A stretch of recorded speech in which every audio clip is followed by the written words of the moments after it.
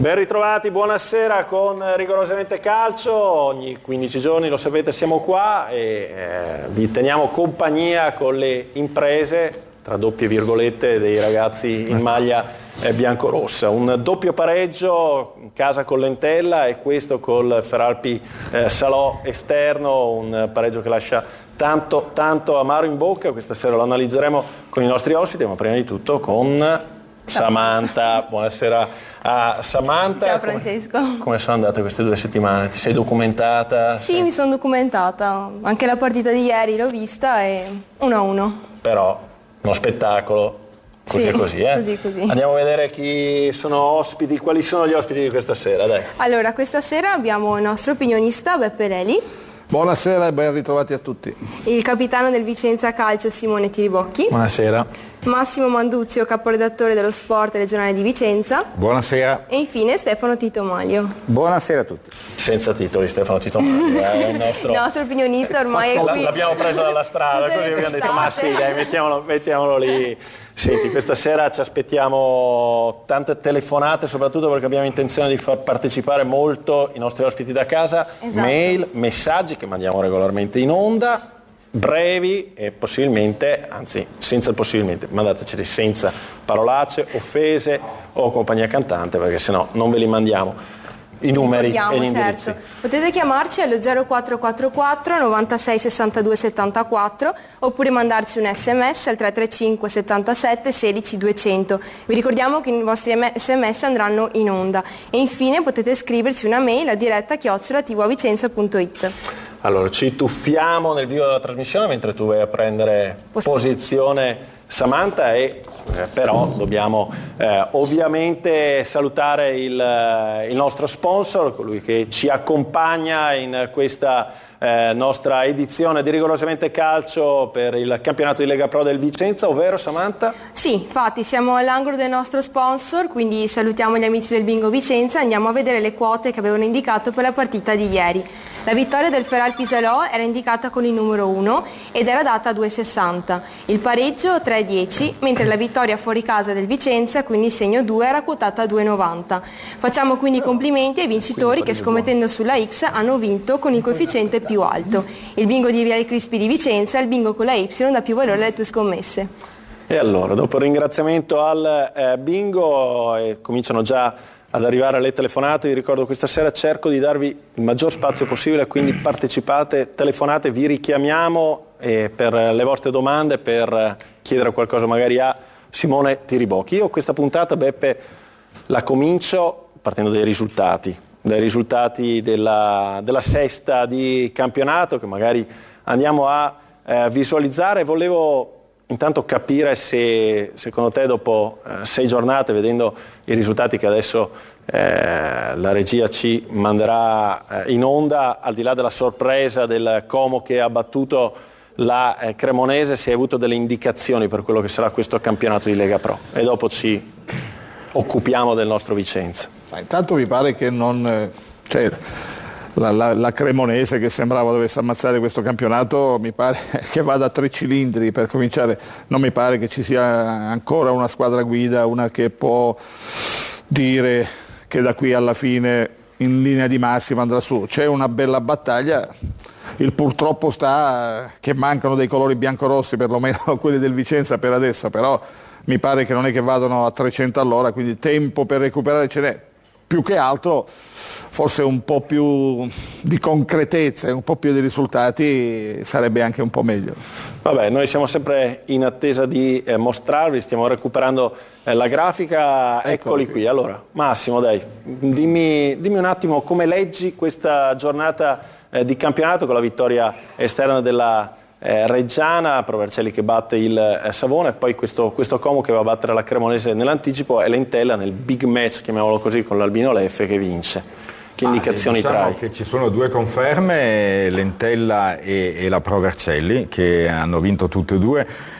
con quel punteggio l'1-0 che insomma è in genere un segnale di solidità, no? Fai il golletto che basta e soprattutto non subisci, e questo insomma fra l'altro è uno dei problemi credo del Vicenza di oggi. Quindi Entella e Provercelli sicuramente confermate, e c'è la grossa sorpresa della Cremonese, però sai, una partita ti può anche girare male, questa l'ha giocata male, il Como ha anche sbagliato un rigore, quindi insomma è una partita che ha giocato male, ma con i valori che ha in rosa credo che insomma la Cremonese sarà sicuramente una protagonista alla lunga. Andiamo a vedere la classifica adesso, se riusciamo, del campionato di Lega Pro dopo 6 giornate. Stefano, si stanno delineando un po' dei valori al di là dell'alternarsi dei... Sicuramente al di là appunto del passo falso della Cremonese, credo che le squadre, quelle prime 3 lì, le davamo tutti quanti tra quelle più accreditate all'inizio del campionato. Poi chiaro che poi per inserirsi nella questa famosa lotta playoff c'è tempo. Io faccio sempre il conto del Vicenza dove starebbe con i punti in più, ok? Con i 4 punti. E quindi sarebbe una posizione intermedia di classifica che poi quella che tutto sommato, a parte che avremo modo anche di parlarne successivamente, tutto sommato quella che si merita, secondo me, per quello che si è visto fino adesso. Nel senso che probabilmente anche le squadre che in questo momento, tipo il Savona, tipo il Como stesso, tipo anche il Venezia, hanno dimostrato qualcosina di più, sicuramente, al di là del fatto che si trovano ora in una posizione di classifica abbastanza alta. Allora, dopo aver visto la classifica, chiedo a Simone Tiribocchi, così giusto per farlo sentire un po' a casa, se ti piace vedere la classifica così. È bella. È bella, vero? Ci concediamo una battuta anche per... È normale che vedere una classifica così, avendola vista anche l'anno scorso, così non è proprio il massimo. Dobbiamo pedalare, è normale che quelli di domenica possono essere punti buttati via, perché su un campo così una squadra come la nostra deve vincere. Abbiamo ricevuto tante critiche, però noi dobbiamo guardare anche il lato positivo, che è il primo punto in trasferta. Veniamo da delle sconfitte, giocate bene, giocate male. Certo, questa era una squadra alla nostra portata. Abbiamo buttato via la vittoria. Secondo me non abbiamo sbagliato l'approccio, anzi siamo partiti molto bene, abbiamo fatto un buon primo tempo e il secondo, come magari può capitare, viene fuori un po' l'altra squadra. Questo è un campionato strano, ancora più strano di quelli di B, che già sono particolari. Ci possono essere tantissimi risultati strani e l'episodio fa la differenza in questo campionato.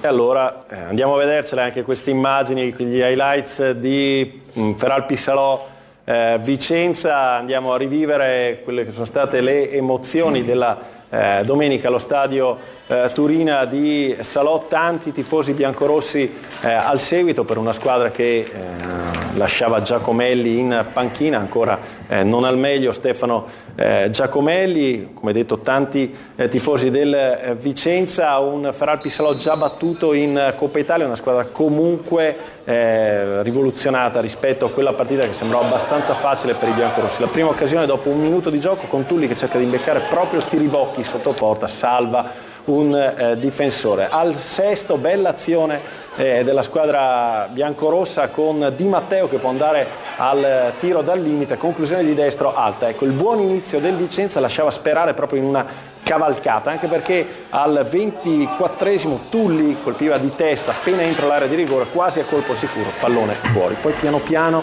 viene fuori il Feralpi Salò, qui Marsura, il migliore dei suoi, affronta Vinci, si porta il pallone sul sinistro e scarica sull'esterno della rete. Qui arriva il gol del Vicenza. Mustacchio, sovrapposizione di Vinci che mette il pallone verso il centro, la tocca Magli, per ultimo la toccherà, lo vedremo in seguito, Cinelli. Con ogni probabilità lo stesso centrocampista confermerà di aver toccato. Gol del Vicenza in chiusura di primo tempo e squadra che va al riposo in vantaggio. Ci si aspetta nella ripresa una gestione della partita sicura da parte dei ragazzi di Lopez, invece l'inizio del Salò è veemente. Avete visto l'ingresso di Giacomelli per Tulli, poi il tiro di Miracoli bloccato a terra da Ravaglia che è il preludio al gol. Guardate Marsura che prende il pallone sulla sua tre quarti campo, aggira Mustacchio che poi all'improvviso lo molla, lo lascia andare, viene affrontato Marsura da Vinci, saltato anche Vinci, saltato anche Cinelli, uno slalom alla Garrincia, il pallone all'incrocio dei pali. È un gol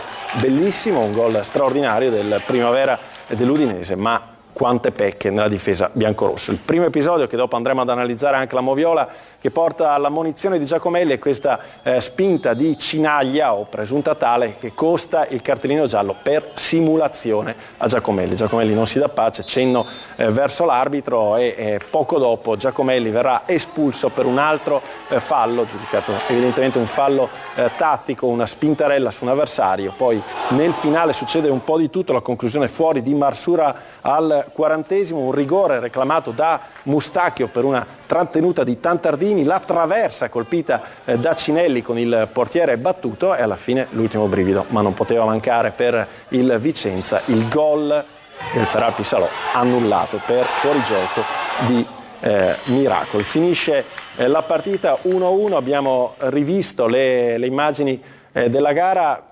Chiedo, Simone, non ti faccio un'intervista post partita perché non ha senso, chiedo se avete capito perché a un certo punto il Vicenza, così come a Como, inizia bene, dopo si perde, magari come contro l'Entella va in vantaggio, e dopo nel momento in cui va in vantaggio, nel momento in cui dovrebbe dare il meglio di sé, sostanzialmente dovrebbe mostrare sicurezza, o viene raggiunto o mostra proprio delle palesi mancanze, amnesia, non so nemmeno io come chiamarlo. Diciamo che ce lo siamo chiesto e ci stiamo lavorando. Probabilmente quando abbiamo in mano la partita tendiamo, probabilmente non lo sappiamo ancora, un po' a rilassarci. La verità è che una risposta non ce l'abbiamo. Non ce l'abbiamo, no, se no staremo già a sistemarla, insomma, o provare. In questo momento no. Prima all'inizio del campionato passavamo in svantaggio e riuscivamo a recuperare, è successo anche in Coppa Italia. E adesso entriamo bene in campo, carichi, troviamo il gol, troviamo dei buoni inizi e poi magari non riusciamo a portarli a casa. E il perché? Magari ce lo spiega Massimo Manduzzi. Beh, è difficile da spiegare, comunque come ha detto Simone è successo così in più di una partita, però vorrei dire per esempio con l'Entella ugualmente, insomma, lo schema è stato quello, però con una differenza, credo che subito il pareggio dall'Entella, poi insomma il Vicenza ha comunque giocato contro una squadra che è sicuramente, insomma, più forte, a me non ha fatto una grande impressione, ma è sicuramente più forte del Salò, però sull'1-1 avevamo visto un Vicenza che è andato vicino a fare il 2-1 proprio con un'occasione fra l'altro sua, no? Se non ricordo male, quindi comunque lì la partita sul'1-1 subito era stata gestita in modo diverso in casa.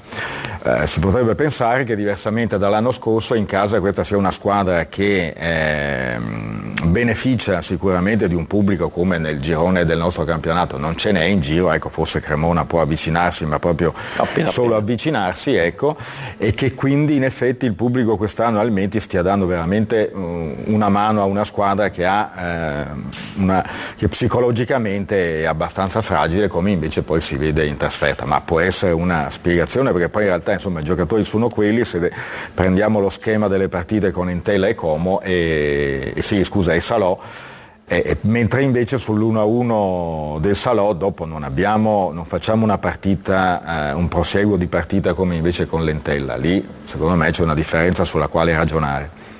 Tu Beppe, che lettura dai di questa partita?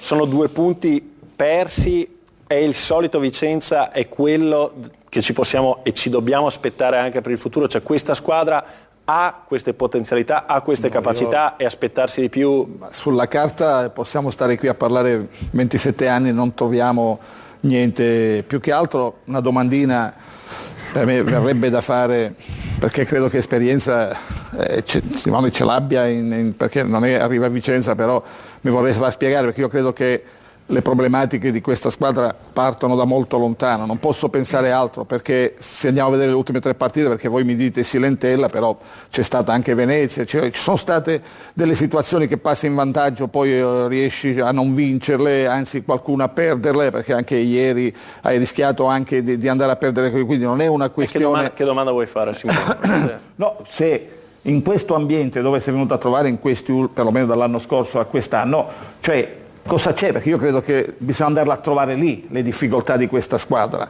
dentro lo spogliatoio, in quelli che vi circondano, perché io io non ricordo, perché ho qualche esperienza di campo, ce l'ho avuto anch'io, no? di spogliatoi, di tante problematiche che poi si sa che ci sono, no?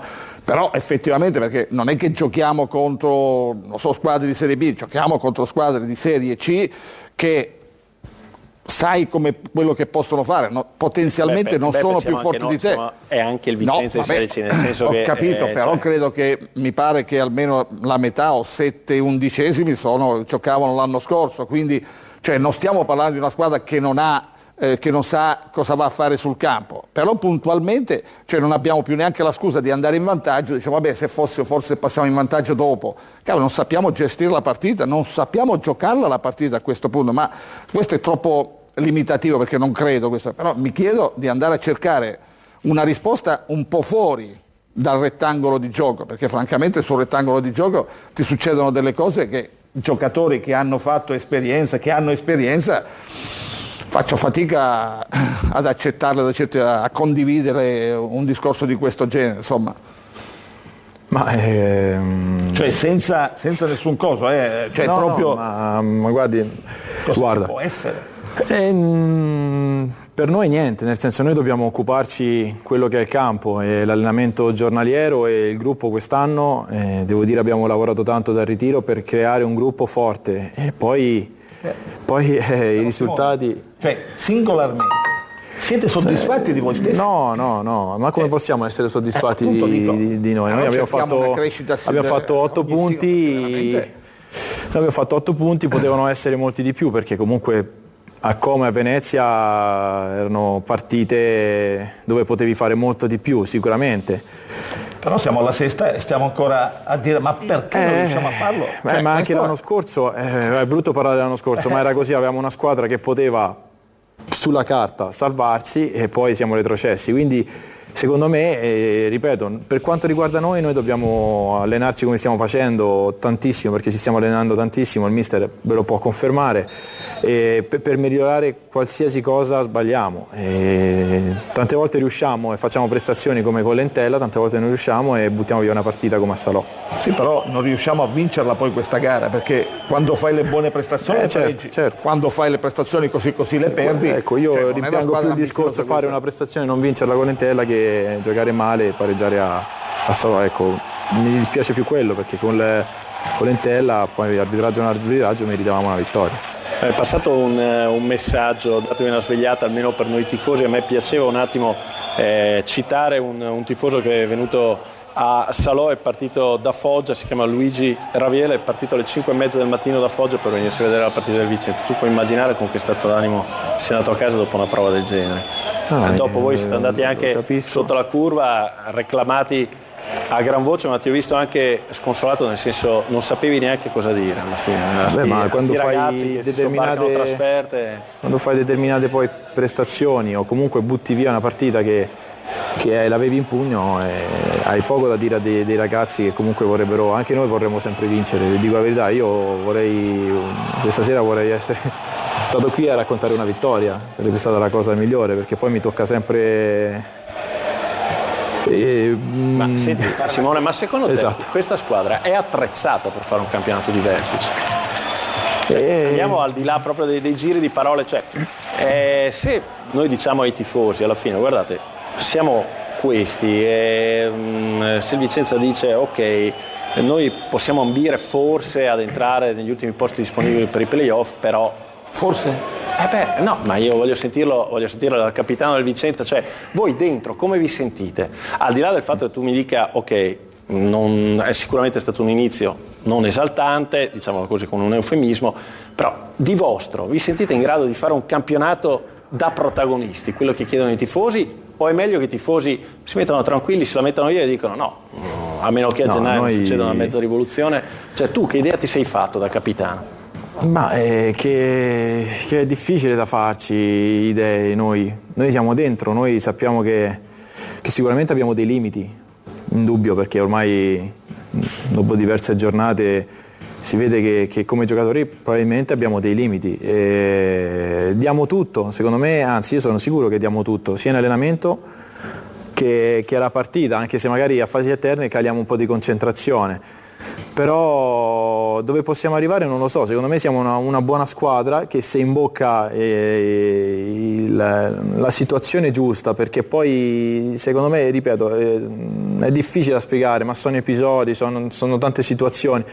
Se noi ci gira un po', perché poi ci vuole anche quello, c'è poco da fare perché ci vuole anche quello, secondo me possiamo fare un buon campionato. Adesso siamo a tanti punti dalle prime, sinceramente. Cioè, però il campionato è anche lungo. Il campionato è lungo e può succedere tutto, però dopo una prestazione così non posso venire neanche qui e dire... Abbiamo detto tante volte il campionato è lungo. Quest'anno è meno lungo dell'anno scorso. Sì. Quest'anno è un campionato a 16 squadre, quindi è più difficile. Hanno allungato i playoff. Hanno allungato i playoff, però se posso aggiungere qualcosa a quello che ha detto Simone. È vero che questa squadra ha dei limiti, li abbiamo analizzati anche nella puntata precedente, quindi qualche situazione potrebbe essere corretta in corso d'opera, tipo a gennaio qualche intervento sul mercato. Però questo che è risultato evidente in queste partite, soprattutto in trasferta, è proprio la mancanza di uno spirito, una coralità, un'amalgama in mezzo al campo tra i vari reparti, e cioè questo è un campionato mediocre, ormai lo stiamo capendo, strada facendo, si sopperisce anche con la determinazione, con la carica agonistica, e ragazzi qui ieri è mancata proprio la forza agonistica di gente in campo che deve dire ok, hanno pareggiato, ritorniamo a fare la partita, stop, calma piatta. E questo è più preoccupante secondo me, al di là dei limiti che puoi avere in qualche reparto, perché è preoccupante, perché dice non ti dà la prospettiva di dire quanto puoi migliorare, che prospettive hai dal punto di vista proprio delle prestazioni oltre che dei risultati. Allora, io fra qualche istante mi fermo per la pubblicità e dopo andiamo a vedere tutti gli episodi, perché Tiribocchi ha detto se anche ci gira qualcosa. Allora, con Lentella c'è stato un arbitraggio. Sicuramente qualche episodio arbitrale ha girato contro, però io ho visto anche, poi ne parliamo dopo, dai. Ho visto anche altri episodi su altri campi, cioè il problema arbitrale esiste. È inutile attaccarsi all'arbitraggio. No, ma esiste il problema arbitrale, non è che non esiste, cioè ci sono degli arbitraggi anche su altri terreni di gioco sinceramente molto discutibili. È chiaro che qualche volta ne fa le spese il Vicenza. Allora, pronti per vederci le immagini, un pizzico proprio di pubblicità, e dopo cominciamo a sentire anche qualcuno dei nostri telespettatori ci sta chiamando. Non puoi chiudere tu, Samantha, perché sei al telefono, e allora chiamo io la pubblicità. Restate con noi qualche istante, torniamo in diretta.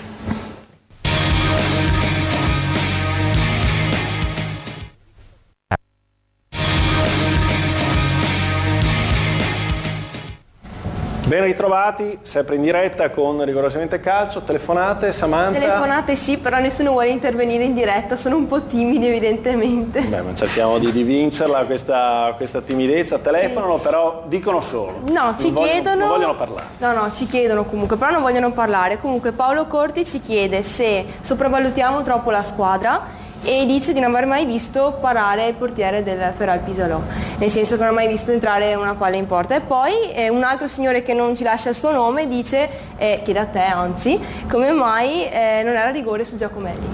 Allora, questa è una delle cose che analizzeremo, effettivamente di parate particolari. Ha ragione il nostro ascoltatore, non è che ne abbia fatte molte il portiere del Feral Pisolò. Andiamo ad analizzare, tanti episodi ci sono stati nella partita per capire quanto possa aver inciso anche la direzione arbitrale, al di là della prova un po' anonima, diciamo così, dei biancorossi. Cominciamo prima con risolverci un dubbio, quello del gol del Vicenza. C'è un'azione al limite dell'area con il pallone gestito da Tulli, poi lo scambio con Mustacchio, si sovrappone Vinci, palla verso il centro, ecco qui Vinci mette al centro il pallone, alla fine termina in rete. All'inizio avevamo pensato tutti autogol di Magli, alcuni hanno detto autogol di Cinaglia, che è il giocatore con la maglia numero 13 che ha preso il posto di Leonarduzzi, che tra l'altro ha avuto un grave infortunio, si è fratturato mi pare il perone, quindi migliori auguri a Leonarduzzi. Qui però Massimo, anche con l'aiuto di una foto che vedremo dopo di Donovan Ciscato, vediamo il cross di Vinci, il tocco di Magli, non la prende, il tocco qui il portiere non ci arriva, Branduani non ci arriva col sinistro Magli, e poi però il pallone sembra destinato in fondo al sacco, e poi ci arriva forse con la punta, ecco, stiamo proprio vedendo toccata. piano piano. Sì. Cinelli, Tiribocchi mi confermi Sì, che sì, l'ha toccata. toccata? Non è fuori gioco. No, fuori gioco no, perché era dietro la linea. No, ma a parte quello c'è stato un intervento volontario Poi del c'è stato difensore lì. con le regole Quindi nuove. con la regola non è fuori nuova gioco. non c'è fuori gioco. Vediamo anche la foto di Donovan Ciscato che tra l'altro è stata pubblicata oggi nel... Sì, per la verità anche noi sul campo avevamo pensato che fosse autogol perché quella era l'impressione visiva, poi proprio la foto del nostro fotografo invece ci ha fatto capire, poi ce l'ha confermato lui stesso, che Cinelli ha dato in realtà il tocco finale. Vabbè, adesso abbiamo visto la Abbiamo nota... visto tutto?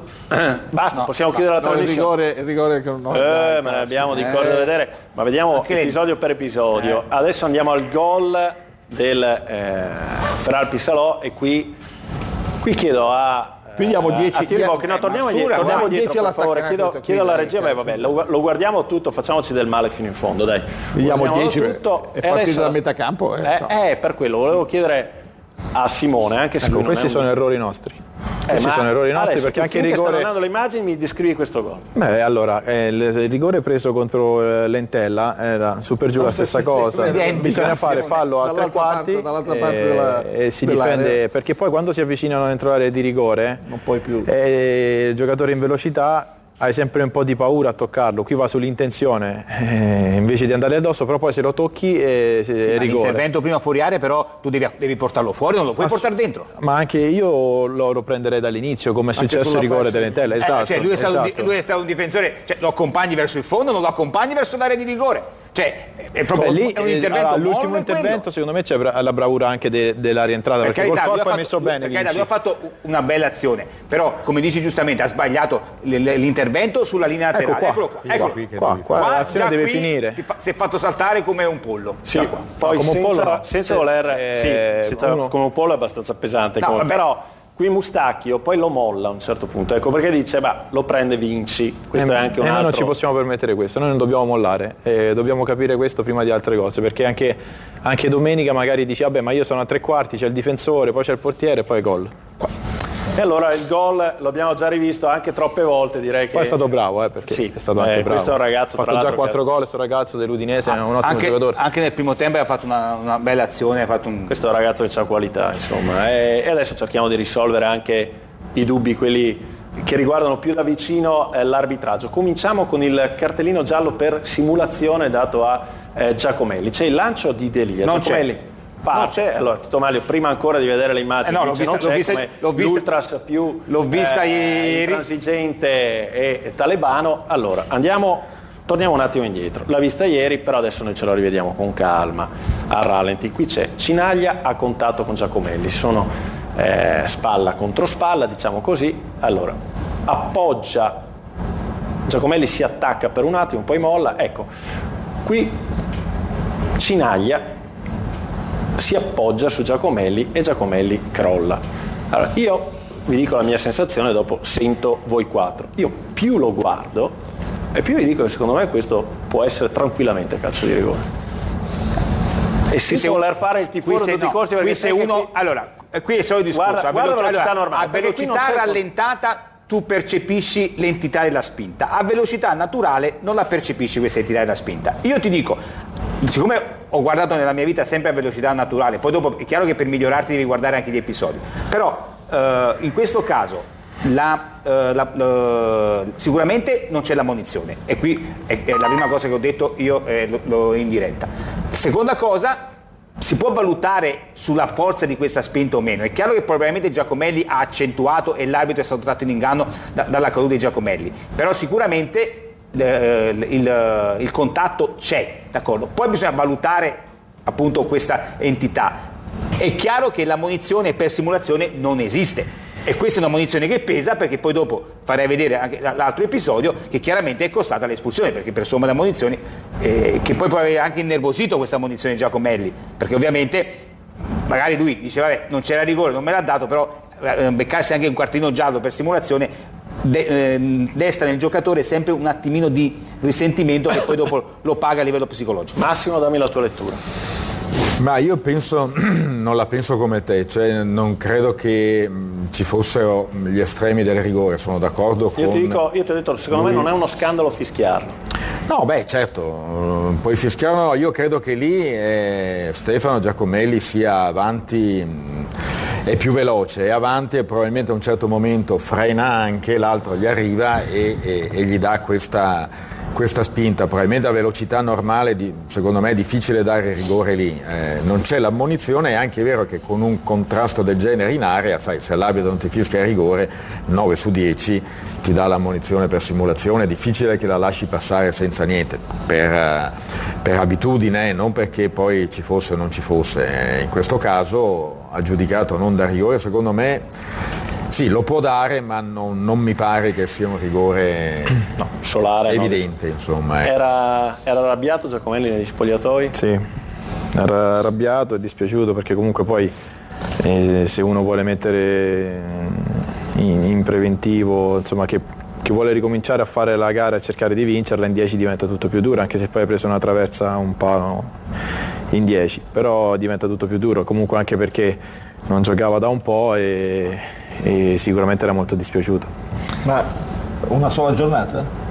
Perché ho visto Penso che proprio di sì. c'è stato qualche parola. Allora, andiamo a vedere il momento dell'espulsione e allora intervieni anche tu, perché dopo una giornata. Stefano diceva giustamente, il giocatore si innervosisce e succede questo, c'è anche ovviamente dell'ingenuità in quello che fa Giacomelli, qui trattiene il giocatore avversario, mi sembra Milani, al momento del rilancio, l'arbitro l'ammonisce, ecco, la reazione è eccessiva, non sappiamo che parole abbia detto all'arbitro, poi dopo vedremo anche indietro anche dopo. Sì, ma abbiamo le immagini, credo, ecco, qui però rivediamo il fallo, ecco, qui lo tiene un attimo per la maglia, l'arbitro è lì, non so se stia guardando, credo di sì, in questo momento sta guardando, è una trattenuta, se vogliamo, veniale, però il problema è che ne aveva fatto uno prima, ne ha fatto un altro in mezzo al campo che l'ha perdonato.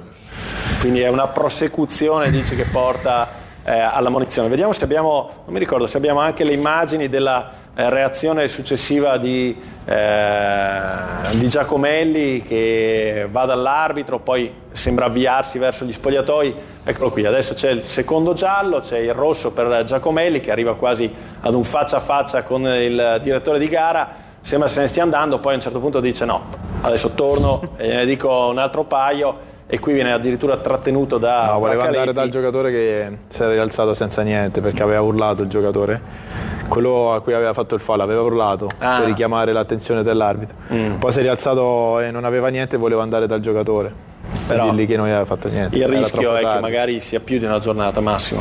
Ma quello non lo so, dico però che allora se vediamo un po' tutto com'è andata, lui viene dall'infortunio, dalla partita saltata con Lentella, no?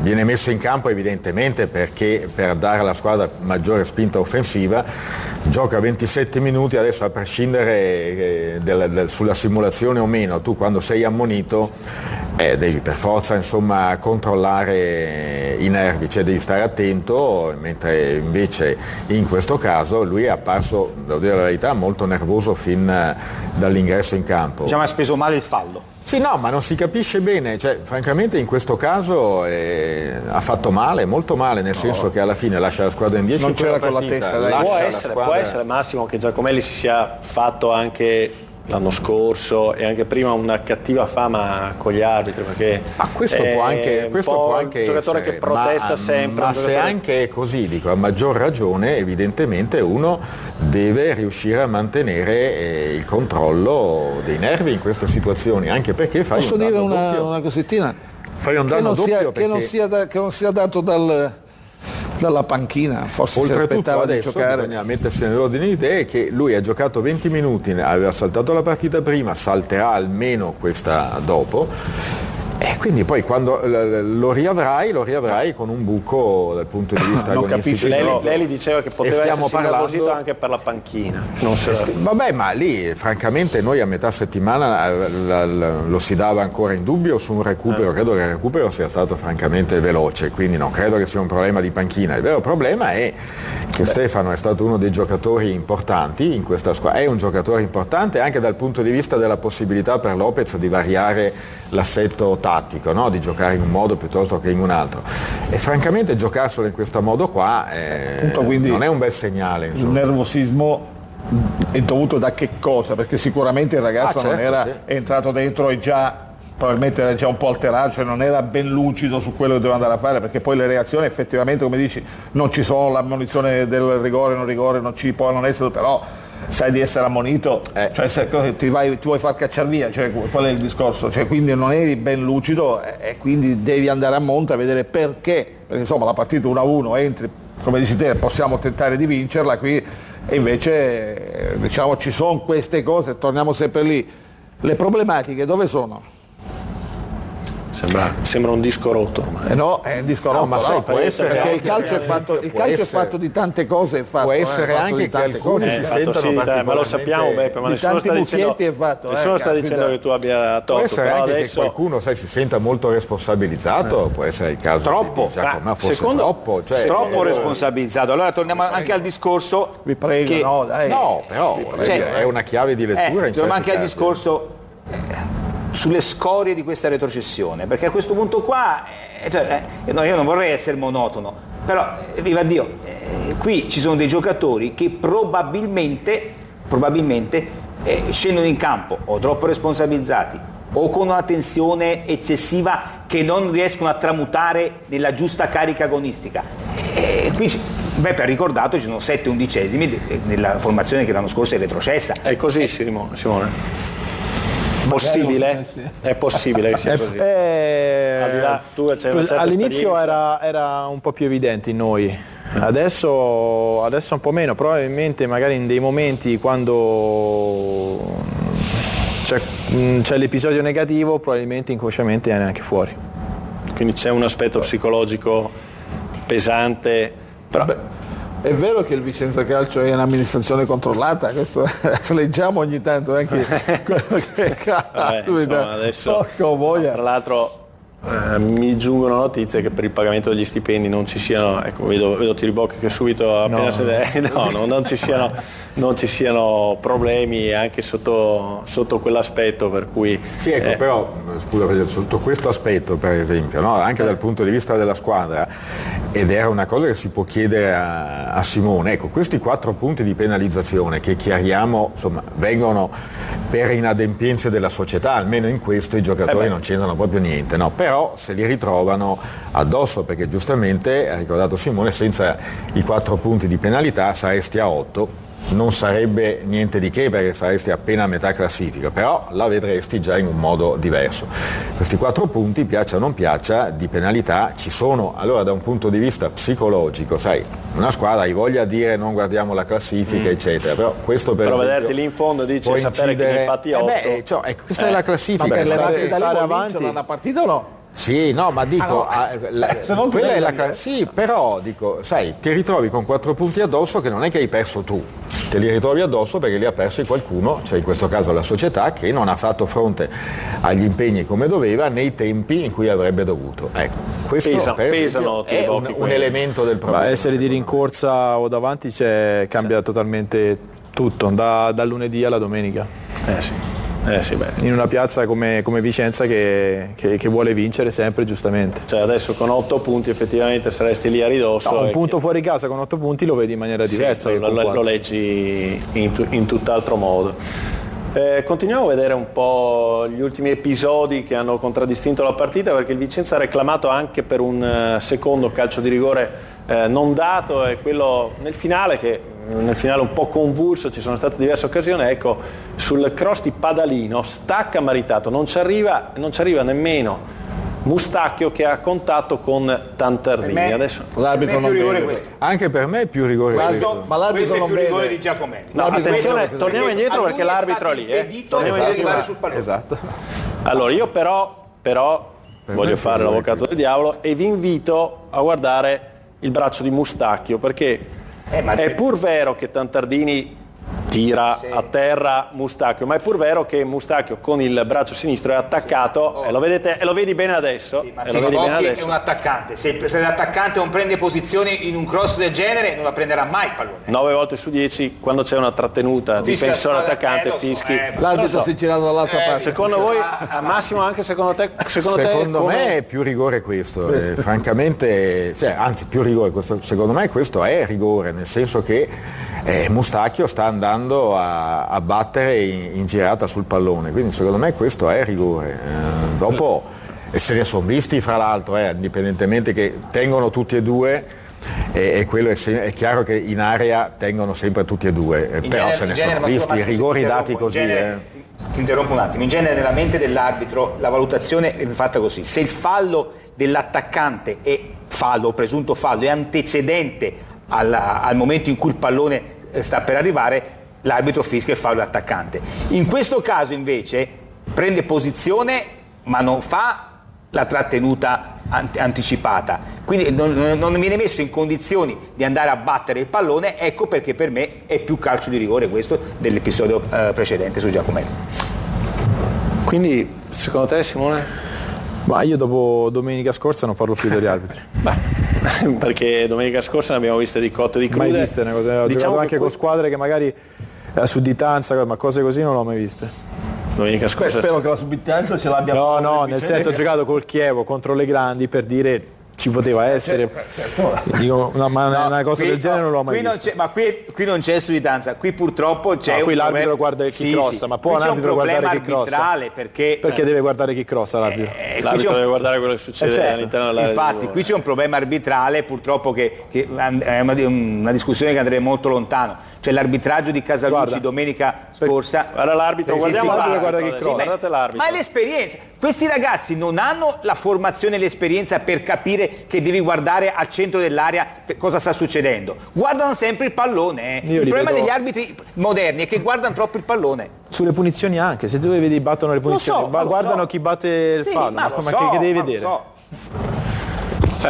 Non resta il fatto che nelle ultime due partite il Vicenza si sente forse anche legittimamente un po' defraudato. Fortunatamente all'ultimo minuto l'arbitro ha preso la decisione giusta, però lì era difficile sbagliare, lo andiamo a rivedere giusto per correttezza, per capire anche su questo gol annullato del Feral Pisalò, che in effetti era un gol da annullare per fuorigioco. Abbiamo le immagini adesso perché i brividi ci sono venuti al 90esimo quando abbiamo visto la conclusione da parte del numero 17 Ceccarelli, e poi il gol di Miracoli, un altro giocatore interessante, questo centravanti del Feralpi. Andiamo a rivedere il momento del tiro di Ceccarelli, che guardate la posizione di Miracoli, ecco qui, e vedete che Miracoli sbuca adesso a tutti e due i piedi all'interno dell'area piccola, non ci sono dubbi, credo che qui... Sì, che peraltro questa azione, se non ricordo male, nasce da una palla che perdiamo male noi, anche questa, cioè tornando al discorso che faceva Simone, anche questo è un rischio che corri sull'1-1, pensa se qui ti fanno gol, fra l'altro non mi pare irreprensibile Ravaglia, ma lasciando perdere quello, se ti fanno gol qui perdi una partita che stavi vincendo e avevamo palla noi, no Simone? Cioè, è quello che non puoi fare, cioè a palla tua, in questo caso addirittura con palla nostra, non puoi regalare una palla davanti all'area tua e poi vai a rischiare di prendere un gol così, lì puoi perdere la partita. Cioè. Sì, è passato un messaggio che diceva non perdiamo tempo a parlare sostanzialmente degli arbitri, sono i giocatori che non stanno rendendo per quello che ci si aspettava, tutto giusto, però è pur vero che soprattutto nella gara con l'Entella l'arbitraggio è stato un fattore importante. Avete visto la domanda per Tiribocchi? L'hai letta? È passato un messaggio, qualcuno di voi l'ha letto? No, domanda per Tiribocchi. Io l'ho letto, di fare gol per il figlio Marco. Per il figlio che è più contento. No, perché Simone dovrebbe chiedere a Mustacchio se si allena a fare i cross.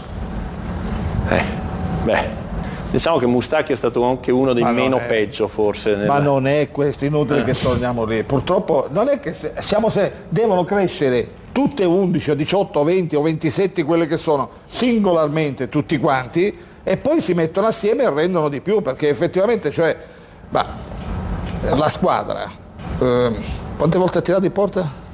Diciamo 4, Sì. forse.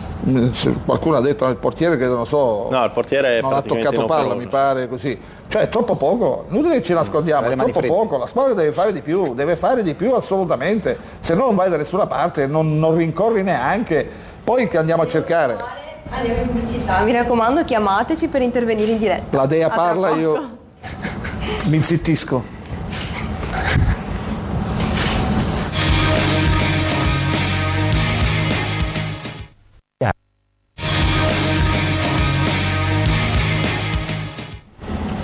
Siamo nell'ultimo blocco e finalmente abbiamo trovato una persona che non è troppo timida, vero Samantha? No, non è timido, si chiama Diego. E vuole intervenire? Sì. Buonasera Diego. Sì, buonasera signor Formaggio. Buonasera. Allora, buonasera, io le faccio un invito, dato che penso che sia da tanto che conduce questa trasmissione. Sì. Allora, è da 8 anni che io sento gli stessi discorsi. Siamo un buon gruppo, dobbiamo lavorare, seguiamo il mister e via dicendo, i risultati sono sempre inguardabili. Però secondo me è inutile che lei inviti Tiribocchi piuttosto che Cinelli, piuttosto che Camisa. Le faccio un invito, inviti i veri responsabili di questa situazione penosa del Vicenza Calcio. Numero 1, Sergio Cassingena, spieghi ai tifosi la pessima gestione, spieghi come ha fatto a fare quel mare di debiti, spieghi i risultati penosi. Numero 2, Posso risponderle? Posso rispondere intanto, la tengo in linea e dopo mi continua. Sergio Cassingena, come lei sa, non parla nemmeno col giornale di Vicenza, mi pare ha deciso di togliersi, almeno a livello di visibilità, ha ceduto tutte le quote al figlio Dario e come tale a livello societario non è più un rappresentante della società. Noi lo inviteremo molto volentieri, ma lui dice: io non faccio parte di questa società, non ho intenzione di intervenire. Questo non perché né il giornale di Vicenza né qui noi in trasmissione non vogliamo chiedere a Sergio Cassingena. D'altra parte se lei mi segue la trasmissione da tanto tempo, vedrà che ha visto che abbiamo invitato nel tempo tutti i dirigenti del Vicenza Calcio. No, ma io la interrompo, allora mi spieghi perché il giornale di Vicenza ha intervistato Sergio Cassingena 4 giorni prima della scadenza del termine dell'iscrizione, se lui è fuori dalla società, come vuol far credere ai tifosi? Allora, il giornale di Vicenza, c'è qui Massimo Manduzio, ha fatto 2 righe. Sì, posso dire chiaramente si cerca sempre di avere la possibilità di avere sentire qualche battuta o dichiarazione. Adesso credo di ricordare che in quel caso lì lui parlasse ovviamente come presidente di Finalfa, se ricordo bene sì, erano qualche battuta limitata a quel problema. Dopo per il resto credo che è noto a tutti, a chi segue il Vicenza, che lui effettivamente non intende rilasciare dichiarazioni in quanto dirigente del Vicenza, anche se potrebbe e dovrebbe farlo secondo me in quanto proprietario, perché poi alla fine comunque nessuno non ha intenzione di chiamarlo o si tiene nascosto. Se lui non viene però non è che possiamo trascinare in catene, capisce? Io credo... Ok, ma apprezzo la sincerità di Manduzio quantomeno. E un'altra persona, oltre a Sergio Cassingena, il suo braccio armato, Paolo Cristallini, è da 8 anni che Paolo Cristallini fa le squadre, a fine mercato è soddisfatto della squadra che ha fatto e via dicendo, puntualmente la squadra ha campionati indecenti, 3 retrocessioni, 2 salvezze all'ultima giornata. Questo signore deve ricordarsi che ci sono altri direttori sportivi di altre società in difficoltà economica come il Cesena, come il Bari, o anche società floride magari ma solide come il Cittadella, che riescono a pescare dei giovani interessanti. Lui chi ci ha portato? Cito 10 giocatori così, tanto per conoscenza: Possebon, Augustin, Bariti, Forò, Perrulli, Imparato, Danti, Bianco, Possebon, robe oscene. E poi anche il signor Cunico, che aveva detto che l'iscrizione non sarebbe stato un problema, mentre ci troviamo con 4 punti di penalizzazione sul groppone. Se fosse possibile invitare queste 3 persone, ma le domande a queste 3 persone mi piacerebbe fossero fatte da Corrado Ferretto, da Carrera e da un rappresentante dei tifosi, allora così potremmo divertirci nei confronti di queste persone che in maniera indegna rappresentano il Vicenza Calcio. Mi dispiace che lei non ci ritenga degni di fare le domande, ce ne faremo una ragione, l'ho riconosciuta stavolta, ci siamo visti allo stadio l'ultima volta, siamo qua. No, non ci siamo visti allo stadio, no, mi dispiace, non ho mai parlato con lei. Scusi, allora l'ho scambiato per un'altra persona, mi dispiace, Sì, parla parla con un'altra persona con cui mi sono confrontato allo Sì, stadio. ho capito a chi si riferisce, ma non sono quella persona. Perfetto, mi sono sbagliato, le chiedo scusa, non è la stessa persona, parla come questa, però non c'è nessun problema, noi siamo qua a cercare di fare le domande per quanto riusciamo, cercando di fare il nostro meglio possibile. Mi dispiace che non riusciamo a soddisfarla. Comunque Paolo Cristallini è venuto nell'ultima puntata dello scorso anno, proprio con Simone Tiribocchi, Tiziano Cunico è venuto prima, verrà anche Paolo Cristallini. La situazione societaria la conosciamo, qui non siamo per nascondere niente. Le domande, mi dispiace. secondo me, le domande non devono essere così morbide, perché abbiamo capito che non le piace come alcuni di noi pongono le domande. Comunque la ringrazio per aver comunque ha ragione, non c'è niente da fare, ragazzi. Non c'è niente da fare, ha ragione, tu non puoi nasconderti, tu sei responsabile, ha ragione, se tu sei responsabile della società, inutile che dici io ho dato le azioni a mio figlio, non conto più, non è vero, perché le decisioni passano tutte da lui, nascondersi soprattutto in queste situazioni, quando parlo di ambiente, cioè non parlo a vanvera per l'ambiente, io sono d'accordo con te, ma noi non possiamo trascinarlo in catena, allora faccio un invito ufficiale, siccome mi sembrava di cogliere anche una vena critica da parte del tifo, faccio un invito ufficiale a Sergio Cassingena di venire qui in trasmissione. Gliel'ho fatto 25.000 volte, però se lui non viene non è la responsabilità né di TVA né del Giornale di Vicenza, ha fatto quelle 3-4 righe come ha spiegato Manduzio. Se ci sono dei tifosi che a tutti i costi dicono deve venire qui Sergio Cassingena, perfetto, è legittimo, è così. Noi più di invitarlo cosa possiamo fare? Io poi entro nel merito anche del CDA, di quelli che fanno parte di questo CDA. Unico è sempre venuto, Cristallini è sempre venuto. Sì, ma vengono a dire niente, perché effettivamente qui non si sa niente di quello che succede, perché poi ti vengono a dire quello che dopo fra 2 giorni succede l'incontrario, cioè è una roba, ma è una cosa che va avanti da 10 anni, cioè questo, i tifosi, io credo che i tifosi siano stufi di questo, poi i risultati vengono dopo, ma prima ci deve essere un chiarimento, non puoi continuare a fare così, non puoi continuare a gestire la società così, è una roba inguardabile. Io quando parlo di me, parlo di questi, gente che sta dentro gli spogliatoi, i giocatori per esprimersi devono sentirsi liberi, devono essere in grado di, cioè non stare attento, girarsi indietro, via discorrendo così. Questo è quello che manca a questa squadra, il sentirsi liberi di poter provare qualcosa, fare qualcosa senza che qualcuno gli stia su a dire chissà che cosa. Abbiamo più volte ricordato, Beppe, che Sergio Gasparini amava a dire che i risultati si ottengono quando c'è squadra, società, pubblico e anche stampa che remano in una direzione e hanno un unico obiettivo. Qui probabilmente, come abbiamo ricordato... Ma mi pare che sia difficile remare tutte le cioè magari il tifoso ci remano, nel senso che se manca una società forte, ma queste sono cose che andiamo ripetendo tutte da le decisioni prese in questi anni, credo sia stata una roba. E in tutto questo, scusami, non per cambiare perché l'abbiamo già analizzato questo, in tutto questo Joe Lopez come lo vedi? Cioè io, lo diceva prima lui, cioè io ho letto l'intervista sul giornale di un ragazzo che vorrebbe, cioè che non sa darsi risposte perché gli succedono certe robe, perché uomini di campo come siamo noi, come sono loro, come è stato Joe Lopez, ma anche Praticò e via discorrendo, cioè tu prepari la squadra durante la settimana e ti dà fiducia, arrivi alla domenica. Ti faccio sentire un primo spezzone di intervista proprio a conforto di quello che tu stai dicendo. Sentiamo un attimo Joe Lopez nell'immediato dopo partita al microfono del tanto amato dal nostro tifoso Corrado Ferretto. Oggi la partita non è andata bene, insomma c'era la possibilità di vincere, non siamo stati bravi a farlo, siamo partiti benissimo, poi siamo arretrati, poi siamo riusciti dopo la fine del primo tempo, abbiamo fatto gol, dovevamo gestire certe situazioni e non siamo stati bravi a farli. Però insomma responsabilità è mia, sono io l'allenatore, certe responsabilità sono mie per forza.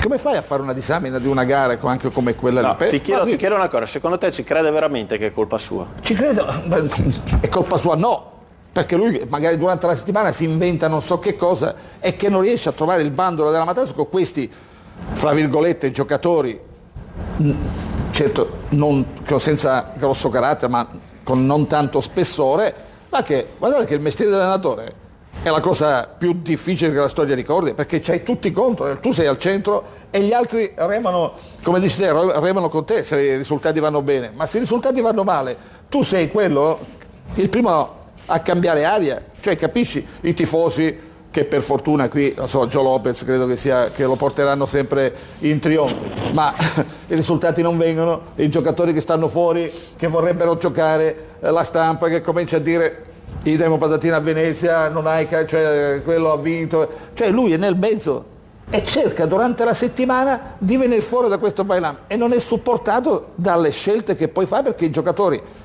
quando le cose non vanno bene, quello fuori è sempre il più bravo. La domenica dopo fai giocare quello fuori e puntualmente quello fuori è sempre più bravo. Vai a trovare tu Massimo la leggi come Beppe?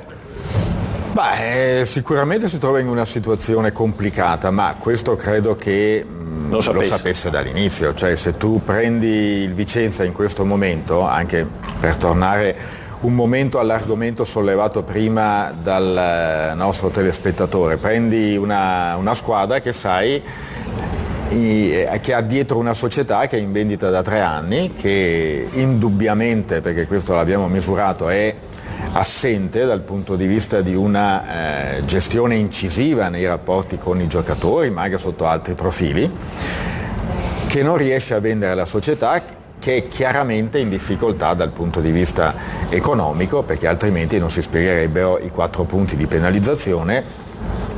E qui devo dire che, al di là delle altre considerazioni, chi ha chiamato al telefono ha ragione, perché è vero che Cunico, il presidente Cunico aveva dato questa forma di assicurazione proprio qui qua. Tra l'altro, esattamente, e quindi da questo punto di vista Lopez è venuto in una società che sapeva avere queste caratteristiche, non ultima quella di non avere i soldi per fare il mercato, per toccare un attimo anche i ragionamenti su Cristallini, no? Perché poi è vero, tu ne prendi uno, ne prendi 2, ne prendi 3, qualche volta prendi bene, qualche volta prendi male, è vero che se fai 2 retrocessioni di fila non hai fatto una buona squadra e quindi le responsabilità vanno ripartite fra tutti. Quindi, per tornare a Lopez, prendi una squadra in queste condizioni, sicuramente condizioni molto complicate. Io penso che lui si aspettasse di essere un tantino accontentato di più in termini di mercato. Non aveva chiesto la luna, ma a quello che mi risulta aveva chiesto un paio di giocatori che poi non gli sono stati presi e che poi ha trovato delle difficoltà che forse pensava di non dover trovare.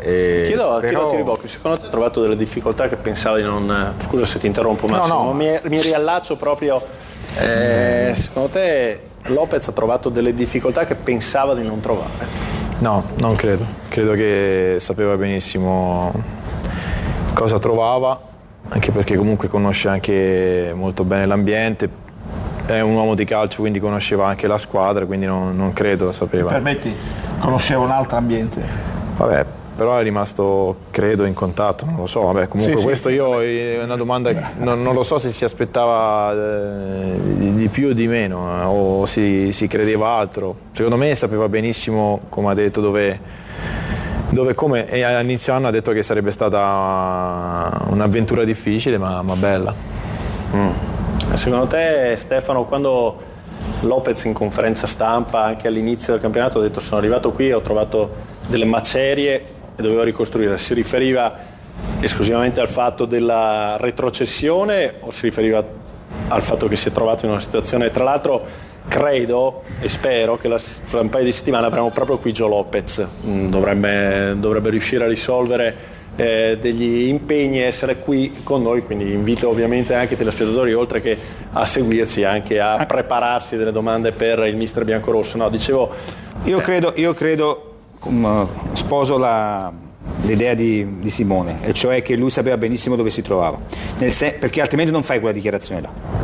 Se non l'ha fatta per mettere le mani avanti, perché inconsciamente ci può anche essere, diciamo, l'allenatore che dice siccome qua c'è 2 retrocessioni, c'è una situazione societaria, la tentazione di mettere le mani avanti ci può stare, però lui l'ha fatto perché lui sapeva bene dove stava arrivando. Vero è anche una cosa, che quando tu ti approcci in una situazione del genere devi essere ben conscio che volta per volta devi trovare le contromisure giuste, che possono essere non solo contromisure tecniche ma anche d'ordine mentale, anche d'ordine psicologico.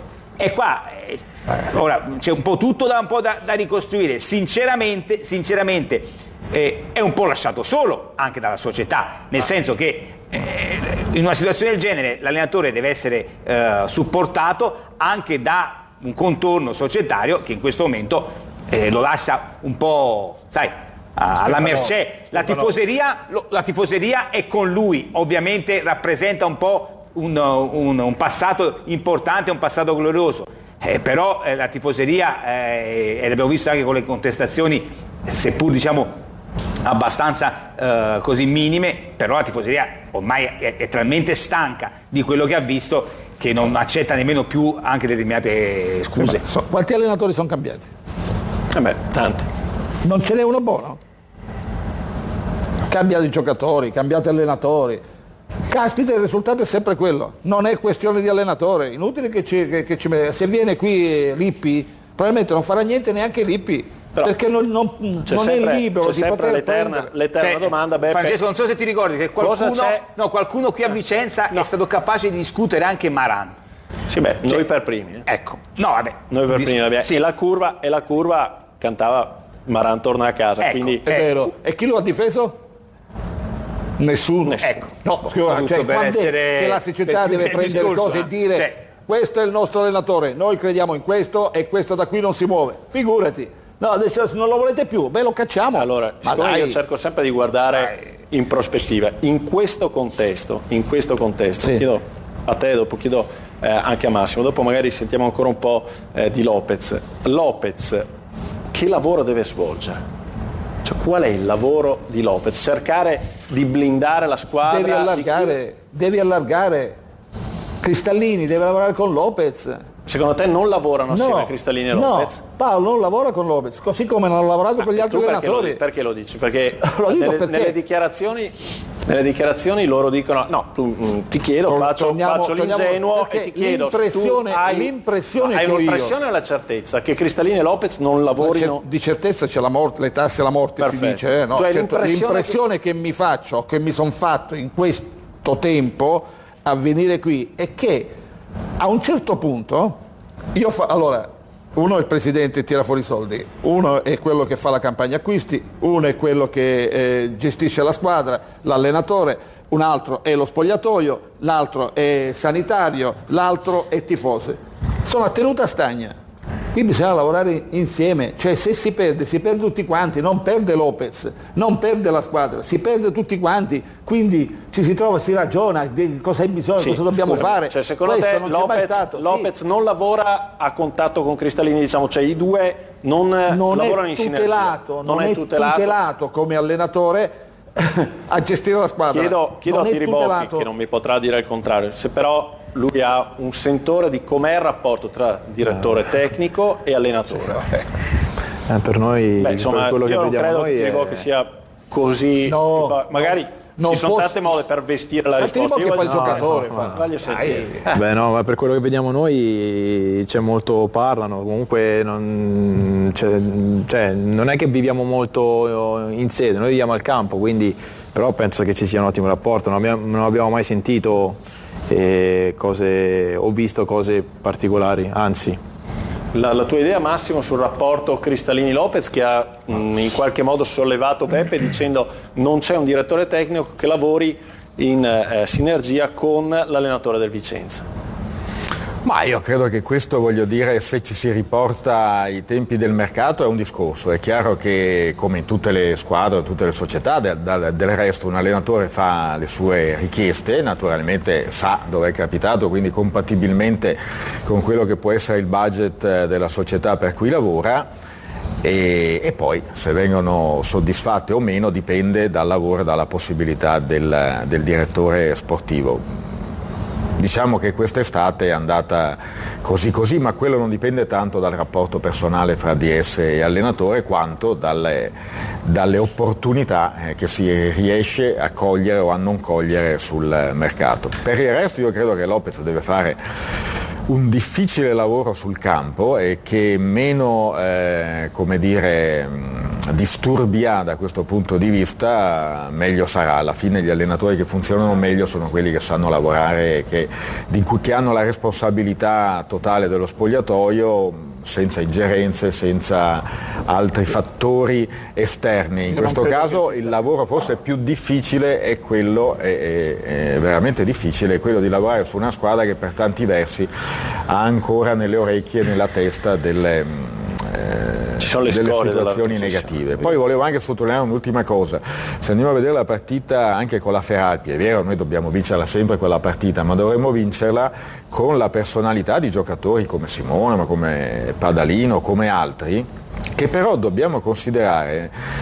Parecchi di loro quest'estate probabilmente pensavano di dover cambiare aria, questa è una squadra molto interessante. Allora poi tu ti trovi una Feralpi, un Como, che sono pieni di ragazzetti che però hanno degli stimoli e delle motivazioni notevoli e corrono, perché corrono molto. Allora tu hai dei giocatori che invece potenzialmente da un punto di vista dello spessore tecnico e anche dell'esperienza dovrebbero essere superiori, ma se ti manca un po' di motivazione e non hai lo stesso stimolo, e dopo questo è un problema. Lui ci ha messo un carico qua, qui ci fai una puntata questo discorso qua. Beh, siamo quasi in chiusura. In chiusura ci fai una puntata perché ovviamente questo parla di una costruzione, una cosa del genere, giocatori non motivati, vuol dire una costruzione di squadra. Ma no, giocatori non motivati. Ma non dico che non sono motivati, però sai, ci sono dei giocatori che pensavano cambiamento di ambiente. Forse ad un campionato diverso. Torno a ripetervelo, tutti i giocatori che arrivano in questo ambiente rendono il 50% di quello che rendono. Prendiamo Tulli, però è andato a Pisa, ha fatto 12 gol. Torniamo su una disamina tecnica perché siamo qua, fra poco chiudiamo. Simone, vinciamo la Pro Patria, vero? Sì? No, a parte battiamo la Pro Patria, vero? E il primo quarto d'ora con Feralpi della partita, cioè la squadra è arretrata non di 10 metri, forse di 30-40. Cioè, allora io dico, scendi in campo nel secondo tempo, cioè secondo me tu te lo devi mangiare il terreno, perché sai che puoi fare bottino pieno, cioè è la squadra.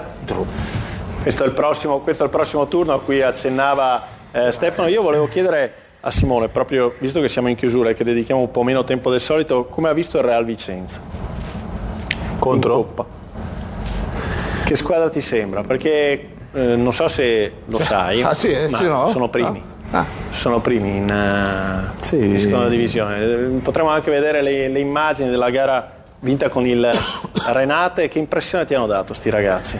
Una squadra ben messa in campo, che si impegna. Noi abbiamo un po' sofferto all'inizio, abbiamo lasciato 5 minuti, poi siamo passati in vantaggio e poi l'abbiamo chiusa, però è una squadra che comunque ha molto entusiasmo, molto. Più del vostro. Detto così. Sono primi. Se sono primi. Comunque, mi permetti, no? Prima divisione e seconda divisione. Siccome io la partita l'ho vista, non dimentichiamo che per 5 minuti, 10 minuti, un quarto d'ora, non so quanto hai fatto con te. Te lo ricordi? Il minuto?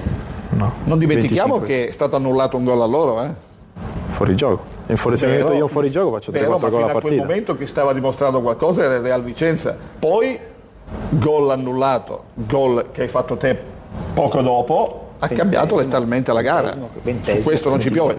Sono le categorie diverse.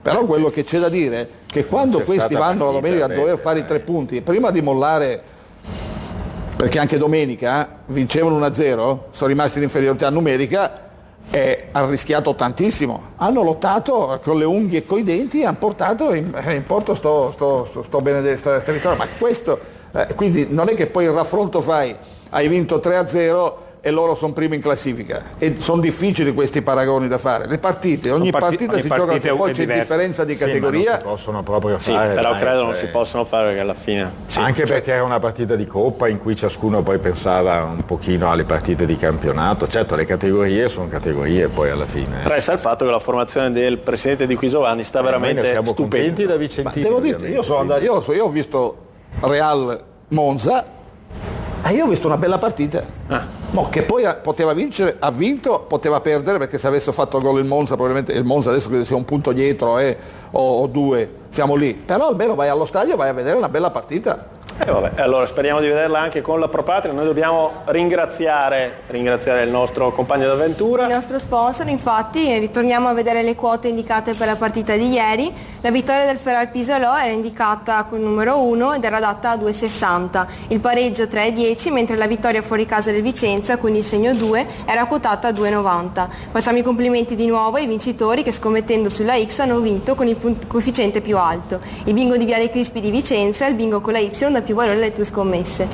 Ringrazio Simone Tiribocchi per essere venuto qua, vi ricordo fra 15 giorni nuovamente Rigorosamente Calcio con Giovanni Lopez ospite qui nei nostri studi. Grazie anche a Massimo Manduzio, Beppe Leli e Stefano Tito Mario, ci rivediamo fra 15 giorni sempre lunedì sera, sempre alle 9, sempre in diretta su TV Vicenza. Grazie a tutti dell'ascolto e buona serata.